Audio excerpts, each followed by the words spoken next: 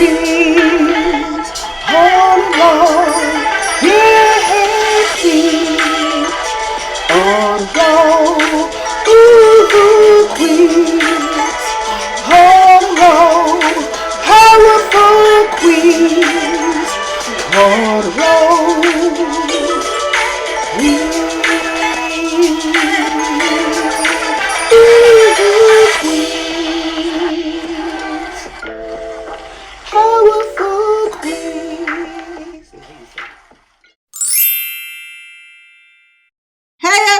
And welcome back to Queens on the Road podcast. This is Latavia here, and I have my very best friend Louis with me here again. Hola, I'm back. I'm back for another episode.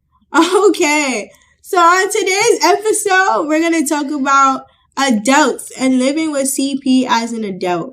You ready? I'm ready. All right, let's roll.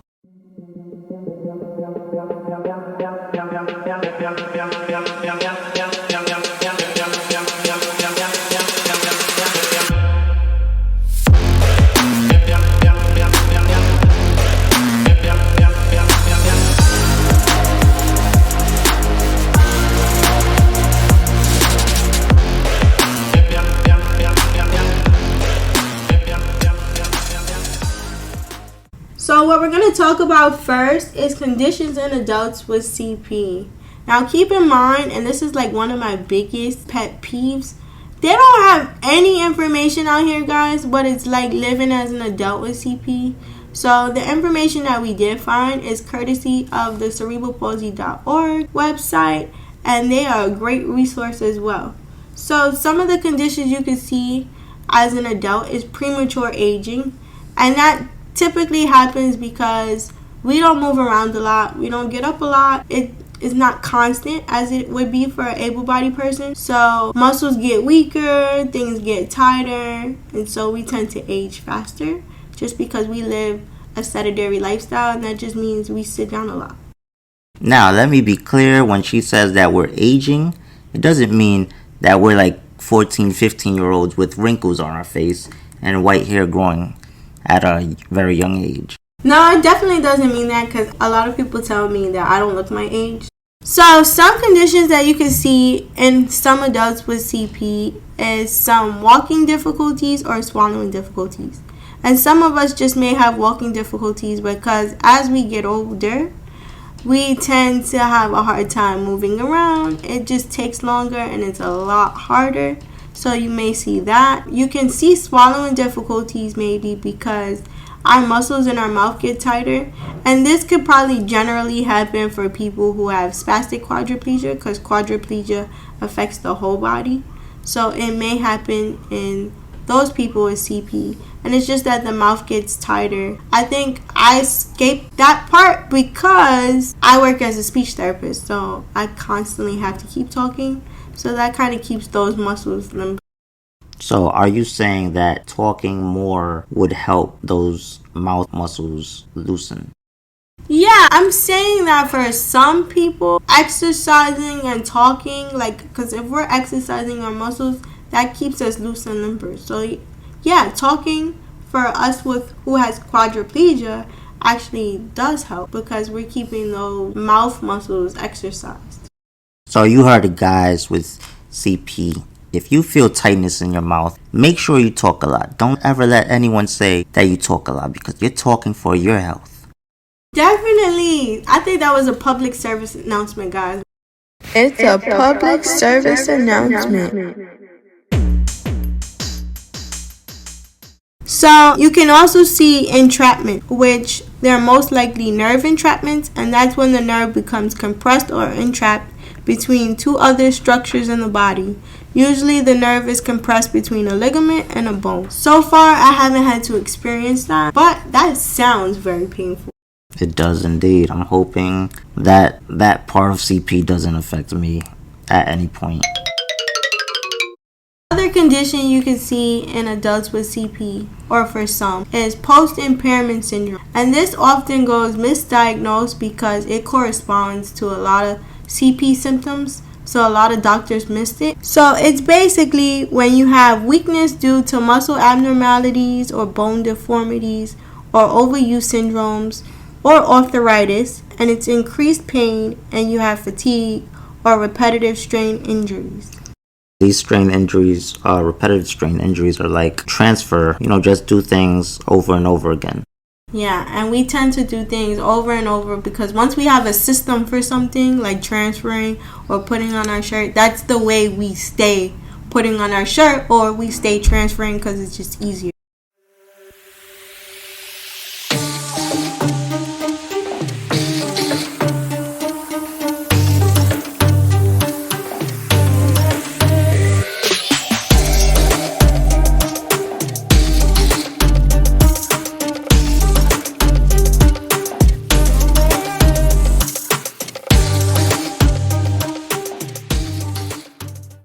So some other things that adults with CP deal with is mental health issues such as depression or anxiety. Unfortunately, there is not much research done for adults with CP.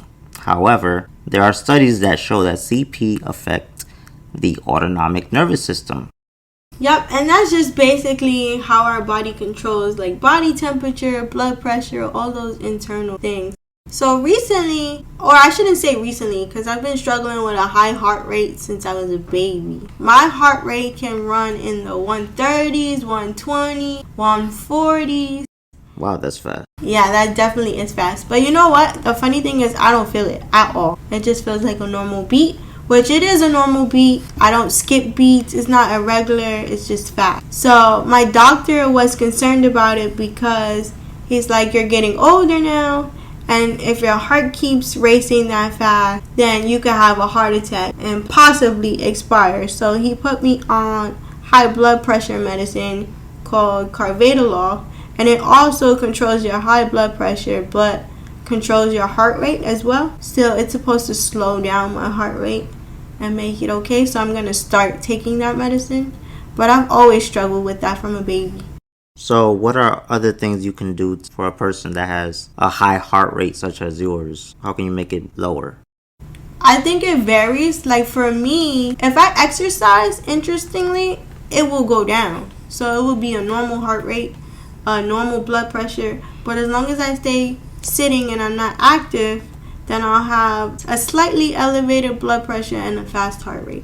So I noticed that if I exercise, everything will be normal. So that is pretty much the complete opposite of a able-bodied person, because when they exercise, their heart rate goes up, but when they're stationary, their heart rate goes down.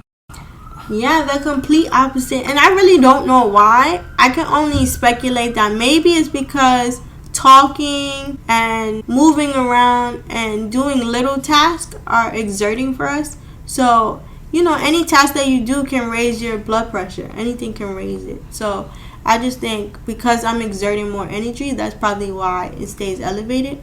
But I'm not sure. They should really do more research. Yeah, they definitely should.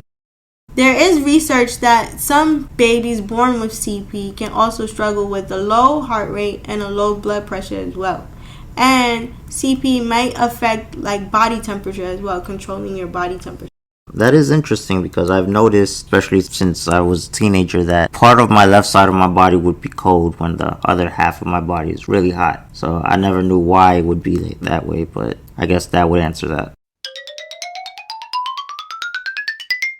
There's another recent study out there that suggests that they need to look into more about CP and kidney failure. This study said that the way they usually measure kidney function, which is through your creatine level, is not the proper way to measure it for us because creatine level goes on muscle mass. And so because we constantly have low muscle mass, our creatine levels will always show up as low, which is what you want. You want a low creatine level. That shows that your kidneys are functioning fine. If it's too high, then you have trouble with your kidneys. So we're always going to show low creatine levels just because our muscle mass is lower. But that doesn't necessarily mean that our kidneys are not functioning. But they haven't figured out what they should do for us yet. That study is still ongoing. But I thought that was interesting as well. Very interesting. So even though there's not enough research, guys, about living as an adult with CP, I have noticed some things that has been occurring to me that I would like to share with you guys. So here it goes.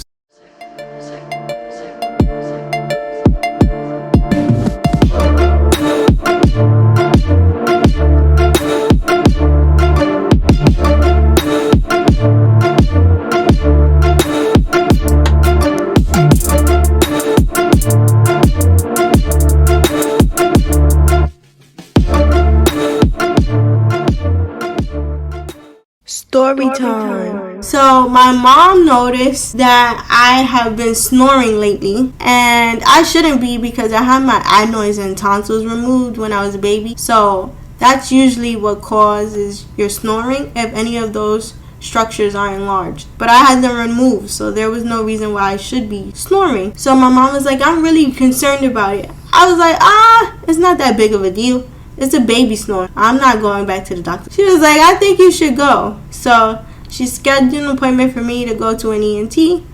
I went, and he said to me, I think the reason why you're snoring is one, you're suffering from a little bit of acid reflux. So some food was showing that it comes back up in my throat sometimes. And I noticed that when your muscles are relaxed, your pharynx closes about 30%. So that means when I'm going to sleep at night, my body's relaxing too much till it closes off my airway a little bit. So I'm only breathing at 70%. So I said, wow, is there any way that I could stop this?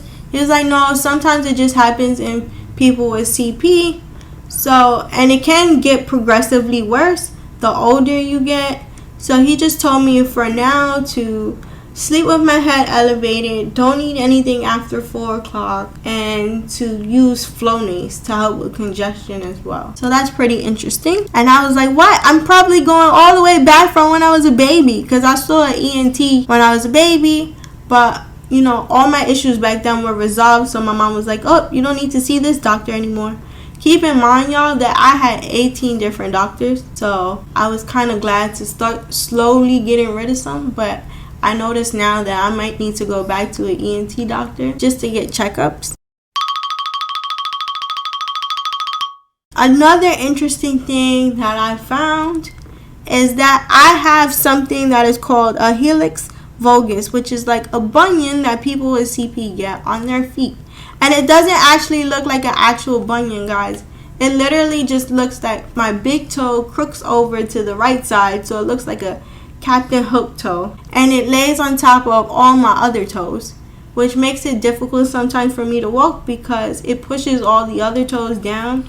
And so sometimes I'm walking on my toes, which hurts. And the doctor, I actually went to an orthopedic doctor for that. And he was telling me that the one thing I can do is fuse your toe bone. And I was like, that is out of the question. You are not fusing any bones, because then that means I can't move it. And he was like, well, this is something you could do to help stop the pain. You're right, you won't be able to move it, but you barely move your toes anyway. So I don't think it's going to be that much of an impact. And I was like, well, I still would like the option to be able to move my toes. I still would like the option to be able to get up on all fours on my knee. And when you do that, your toes bend backwards. So if I fuse my toe bone on my big toe wouldn't be able to bend back. So I said, no thank you, I don't want the surgery. And he said, okay, well, if you decide that it's too much pain and you want to come back, we'll do it for you anytime. So that was pretty interesting.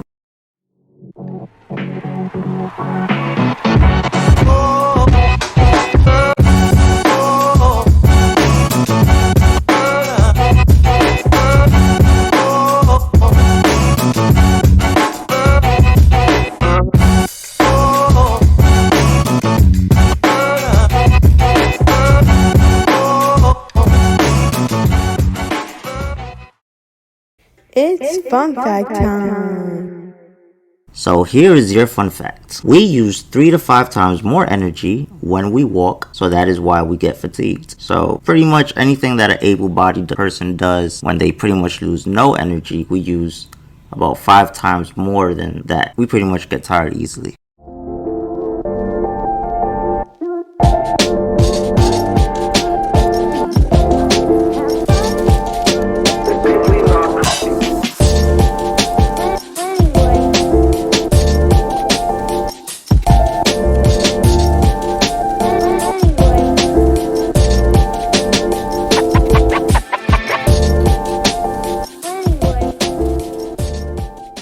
So now we're going to get into what it's really like for us living as an adult with CP. I find that the services are disappearing. I remember when I was a kid, I could get anything that I asked for, any service that I needed, and it was right there.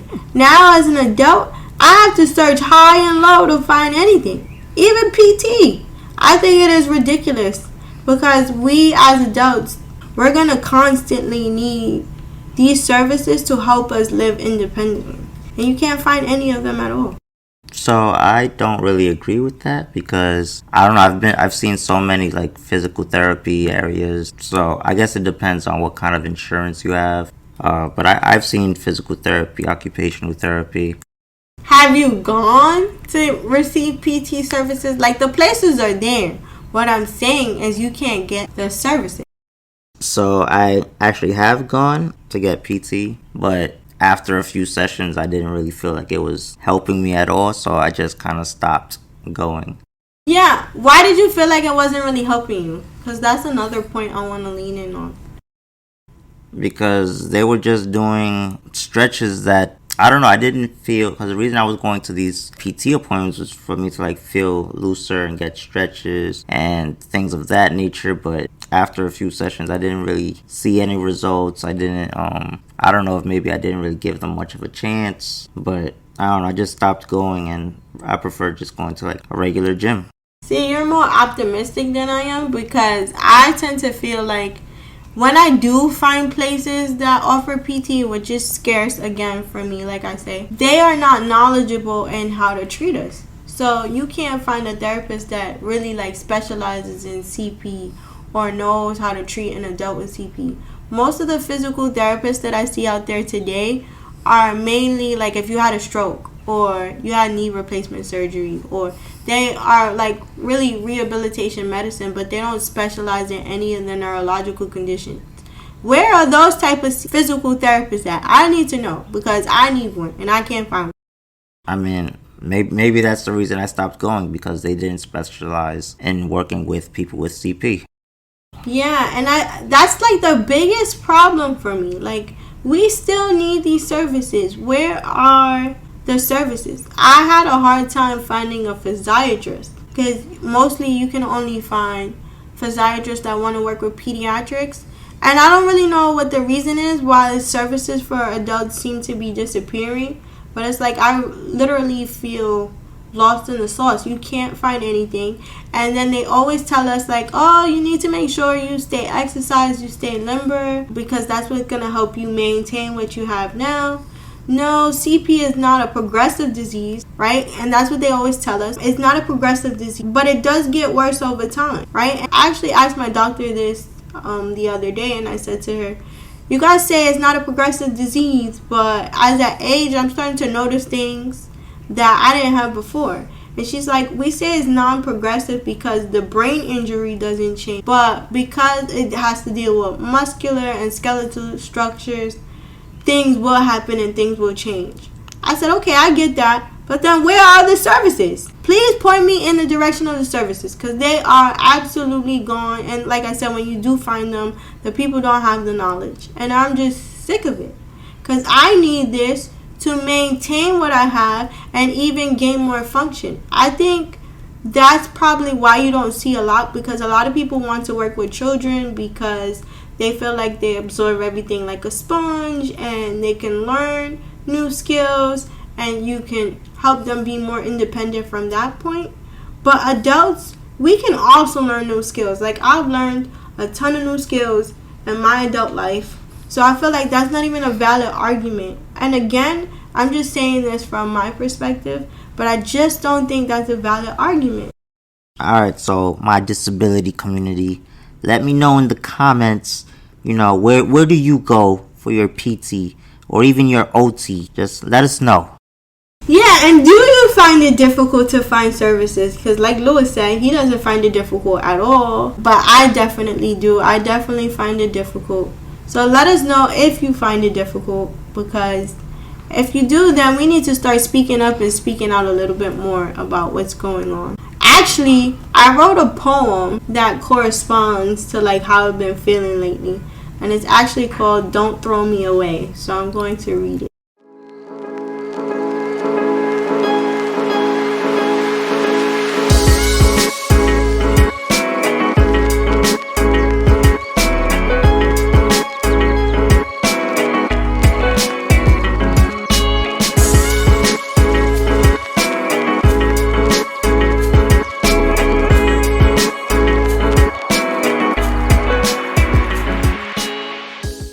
They say as you age, you will age much faster than most because of a sedentary lifestyle.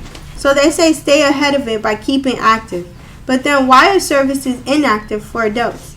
They say exercise is key, but then help me. Give me the services I need to live with this disability. Don't throw me away. I feel like I'm in a bind because I looked high and low for services to help me. But it feels like the world has said leave her be. She's an adult now. But don't throw me away. When I was a kid, any and everything was available to me. But now that I'm an adult, that isn't the case. Everything is gone in a haste. But why? When it is said that we need PT, OT, speech, orthopedic, and a physiatrist for a lifetime. But shoot, now to find these basic necessities is full of stress. I need a rest. Don't throw me away. We need these things to maintain because as you get older, you can bet things change. Take it from me. You can't just let things be. Body gets weaker, body gets stiffer. So don't throw me away because that child becomes an adult. And the same way I needed the services then, I need them now. So don't throw me away.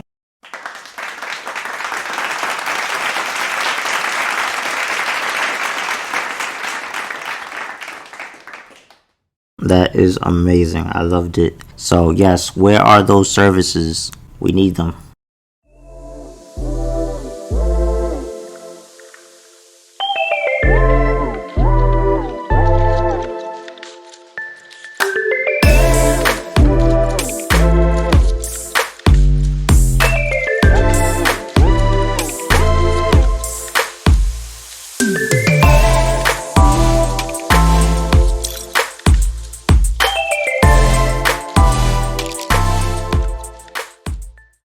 Alright, so that's all we have for you guys today.